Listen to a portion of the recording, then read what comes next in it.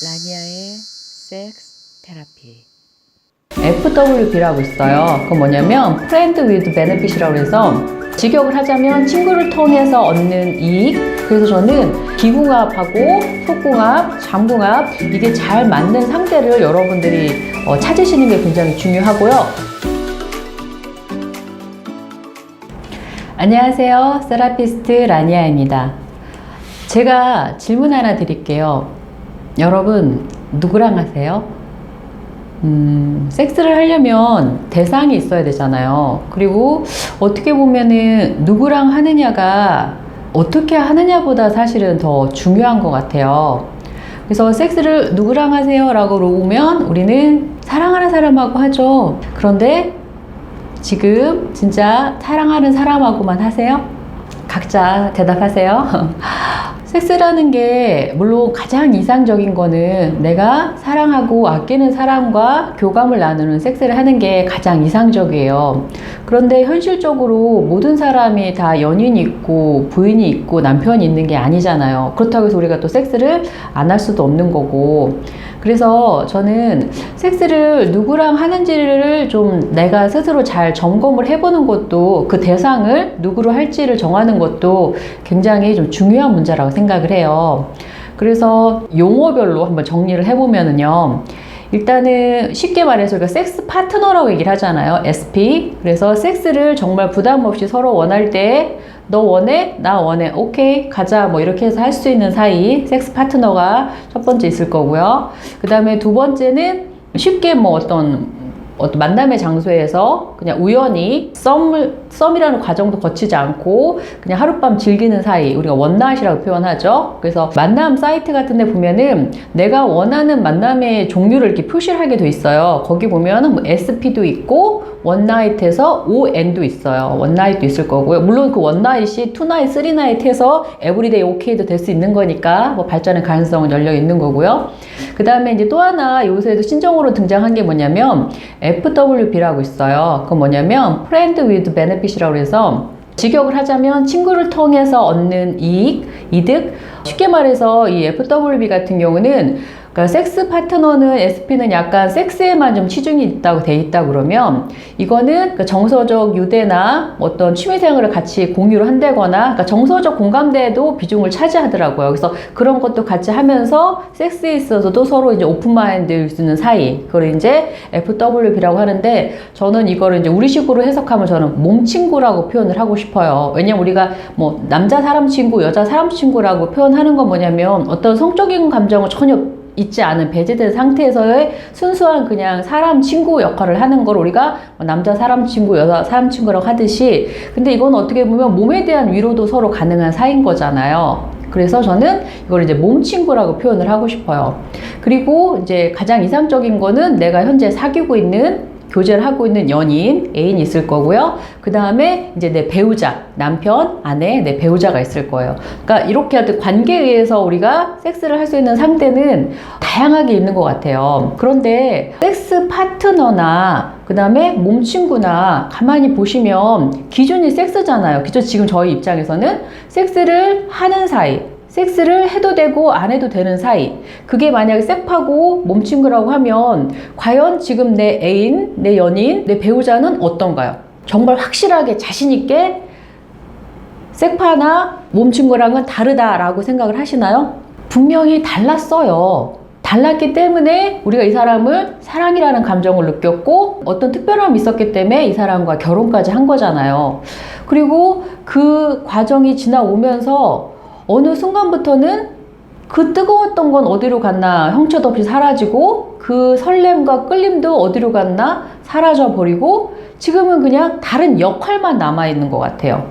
그러니까 배우자로서의 역할, 부모로서의 역할, 며느리, 사위로서의 역할 뭐 이런 역할을만 있지 정작 우리가 서로 설레고 좋았던 시절에 서로한테 원했던 그런 것들은 지금 못해주고 있지 않나라는 생각이 들어요. 그래서 자꾸 다른 데로 눈을 돌리고 여기서 충족되지 않은 것들을 찾아서 헤매게 되지 않나 그런 생각이 들거든요. 그런데 뭐 살아보신 분들은 다 그런 말 하시더라고요. 그 사람이 그 사람이라고. 결국 내가 밖에 나가서 뭔가를 부족한 거를 찾기 위해서 밖에 나가서 누군가를 찾다 하더라도 결국 그 사람은, 그 상대는 섹스에만 치중돼 있든지 아니면 그나마 섹스조차도 좀 뭔가 어정쩡한다든지. 그래서 내가 선택한 이 사람과 비교를 했을 때 내가 들었던 그 마음, 그거를 다른 사람을 통해서 얻는 게 쉽지는 않아요. 결국은 지금 내 옆에 있는 이 사람과 내가 잊고 있었던 어떤 섹스 파트너로서의 역할, 그 몸친구로서의 역할. 그러니까 몸친구라는 거는 내가 힘들고 어려울 때 위로도 되어줄 수 있고 위안도 되어줄 수 있고 나의 푸념도 들어줄 수 있는 그런 사이인 거잖아요.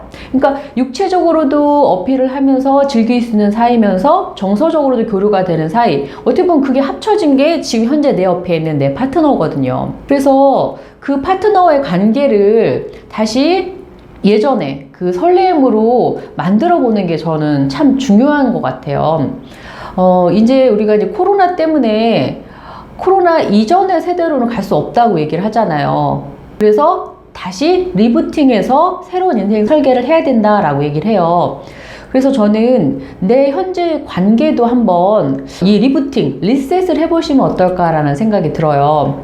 막연히 그냥 이미 너무 늦었어, 우리는 건널 수 없는 강을 이미 건너버렸어, 우리 사이는 되돌릴 수 없어, 이렇게 포기하실 게 아니라 우리 인생도 그렇잖아요. 지금 너무 힘들잖아요. 근데 힘들다고 지금 여기서 앞으로 더 나아가지 않을 거 아니잖아요. 힘들어도 그 바뀌는 변화에 맞춰서 뭔가 새로운 도전을 하셔야 되고 적응해야 되는 것처럼 내 관계도 막연하게 옛날에는 엄청 끌렸었는데, 엄청 섹시했었는데, 옛날에 엄청 설레었었는데 이렇게 과거만 돌아보실 게 아니라 분명히 그런 감정을 느꼈었던 소중한 사람이잖아요. 그러니까 그 사람과 다시 한번 리셋해서 처음부터 0부터 제로에서 한번 다시 출발해 보시면 어떨까 싶어요.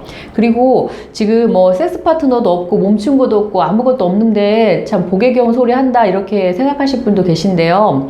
결국 저는 인연은 자기한테 온다고 생각을 해요. 다만 그게 내가 인연이 왔을 때 이 사람이 나한테 얼마나 소중한 인연인지 알아보고 그 인연을 잡는 것도 능력이잖아요. 그래서 여러분들이 누군가를 이제 만나고 사귀신다 그러면은 저는 이제 중요하게 봐야 될 게 그러니까 외부적으로 흔히 말하는 그런 조건들은 얘기하지 않을게요. 테라피적 측면에서만 말씀드리면은 저는 3가지를 좀 집중을 해주셨으면 좋겠어요. 어떤 거냐면 첫 번째 기궁합이에요. 기궁합이라는 게 뭐예요? 그 사람과의 나의 긍정의 기가 서로 통해야 되거든요. 그러니까 그 기가 통하지 않는 사람하고 있으면 어딘가 모르게 분명히 외모라든지 조건이라든지 이런 거에서 끌렸다 손 치더라도 계속 나한테 어떤 불편함을 줄 거란 말이에요. 그래서 그런 기궁합이 맞는지. 그 다음에 저는 속궁합이 굉장히 미리 맞춰봐야 되는 중요한 항목 중에 하나라고 생각해요. 왜냐면 이미 기혼자들이 하시는 말씀이 우리 처음부터 원래 안 맞았었어요. 원래 안 좋았었어. 이런 말씀들을 많이 하세요. 그러면 원래 안 맞고 왜 안 좋았는데 결혼까지 하셨어요? 그러면 그때는 그게 그렇게 중요한지 몰랐어요 라고 말씀들을 많이 하세요.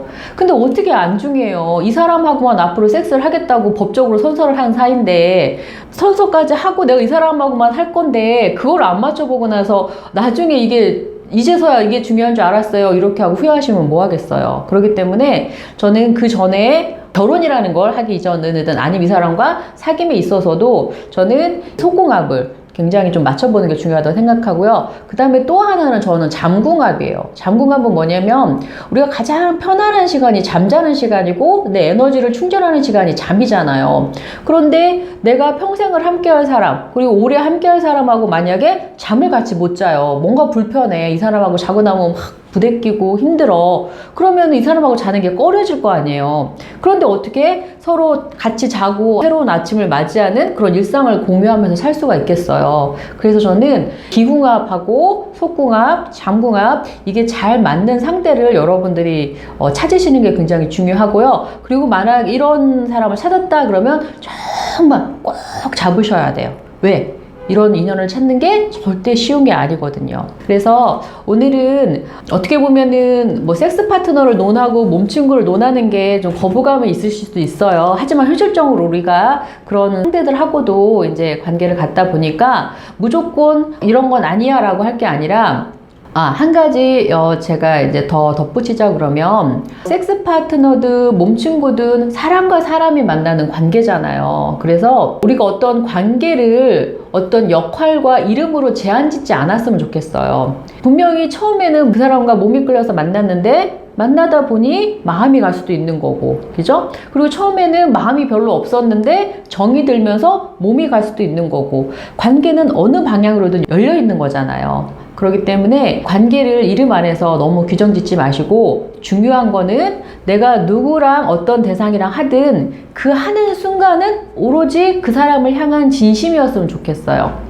누구랑 하는 것도 중요하지만 어떻게 하는 것도 중요하듯이 내 마음도 어떤 마음가짐을 갖느냐도 굉장히 중요하잖아요. 그래서 누구랑 하든지 그 순간은 세상에 둘도 없는, 왜냐면 그 순간을 나와 함께 해주는 사람이고 함께 할 사람이잖아요. 그렇기 때문에 이 세상에서 누구보다도 사랑스럽고 나한테 소중한 사람으로 생각을 하시고 관계에 임하신다 그러면은 그 순간만큼은 여러분들한테 어떤 행복과 만족감을 분명히 줄 수 있을 거라고 생각을 해요. 그리고 그 관계 속에서 좀 더 성숙하고, 그러니까 이런 섹스 파트너와 몸친구에서 빠진 부분이 바로 책임이잖아요. 책임과 의무라는, 그리고 배려라는 부분이잖아요. 그런 관계는 절대 관계가 깊어질 수도 없고 성숙할 수도 없어요. 우리는 인생을 길게 함께 갈 사람은 이런 게 되는 사람을 만나야 되는 거잖아요. 그래서 아까 말한 그런 세 가지 궁합도 보시고요. 그 다음에 내가 이 사람한테 얼마나 책임지고 싶은 마음이 생기는지, 얼마나 의무를 다하고 싶은 마음이 생기는지, 그리고 얼마나 이 사람한테 많은 배려를 하고 싶은지,